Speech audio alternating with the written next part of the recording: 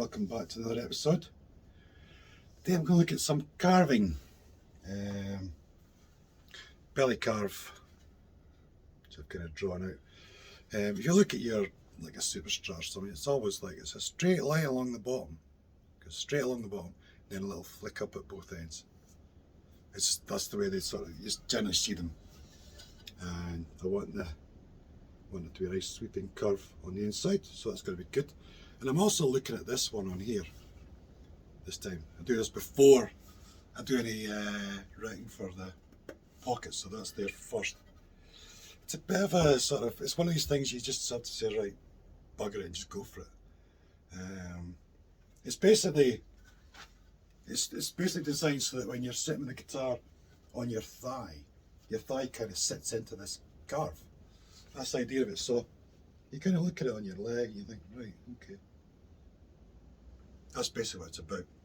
It's about making it fit with your leg. That sort of design.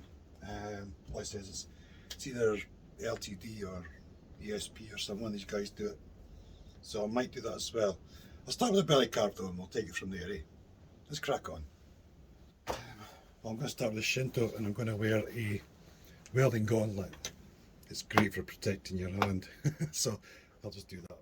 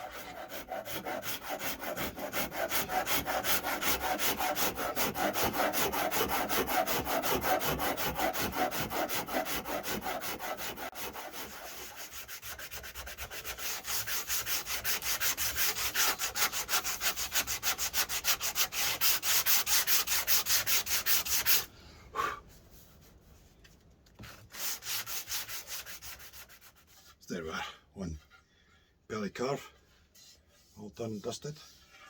I might take it forward a little bit further yet. I might bring it to about here somewhere. I might just take that a little bit further forward. But yeah, all intents and purposes, it's a belly carve. Some of these things, sometimes you have to just take a chance. You watch as much videos as you like, YouTube and stuff, but sometimes you just have to bite the bullet and go for it. You know,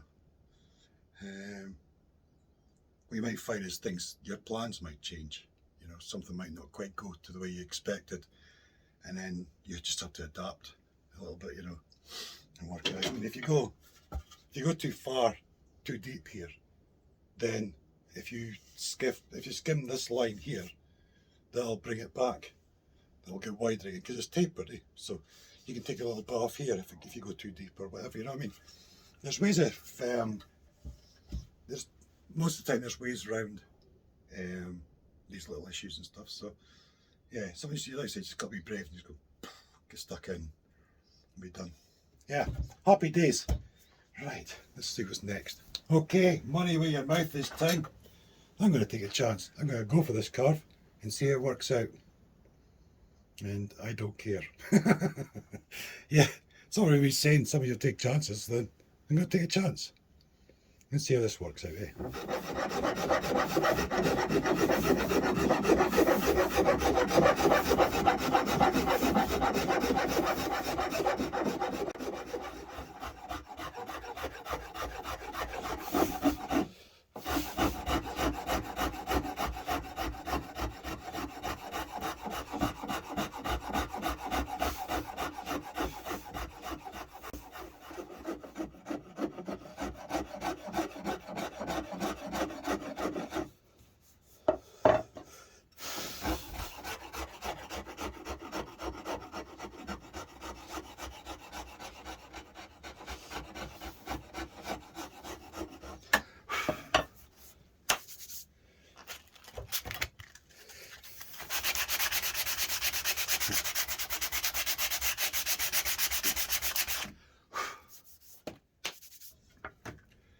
So, there you go. I'm going to tweak this a bit more. I just want it to have, just want to make sure there's a little bit of flash there. I want more of a curve on it, eh? Make it all nice and round, but works a treat. It's comfy, just your thigh just sits right in there. It's great. Got to take a chance sometimes, haven't you? So that's there. Belly carve is there. Always all done. I took that forward a little bit off camera. But that's great. Pickup cavity's done. Neck kind of done. Headstock shaped. It's going brilliant. Yeah, and I was dead chuffed about this this ash line, which I can't really pick up. The fact it's quite uniform. I mean, it probably it might go for an angle. I don't know, but it looks pretty good. Yeah, so it's all coming together, isn't it? It's coming together fantastic. One of the good things is I have made a lot of mistakes in my guitar building journey, but those mistakes have given me so much confidence. Because it's inevitably going to make mistakes, but the difference is don't freak out about them. I remember a professional guitar player once told me, he says, like, the difference between a beginner and a pro is they both make mistakes, but the professional just ignores it and carries on, whereas the beginner gets all flustered and do you know what I mean? And it's the same with this. It's the same in most things in life, I think, you know. So you make a mistake and you have to try not to get yourself all in a tizzy and get all flustered, and just think about what's happened and how you can go about fixing the problem. So I'm a lot more like that now, and it's given me a real confidence to just get stuck in and just, you know, with a rasp. I think I'll do something, that's not quite right, grab the rasp, you know, get stuck right in. It's great. Anyway, I'm going to leave this here. There's plenty of footage for a YouTube video. And yeah. So thanks for watching. Thanks for joining me. Thanks for coming to watch. So I'm not just talking to myself, although I do that a lot as well. That's just something that happens as you age. Sometimes you have good conversations. Sometimes you argue with yourself and you put yourself in a really grumpy mood. What can you do? But yeah, thanks for watching. I hope you enjoyed it.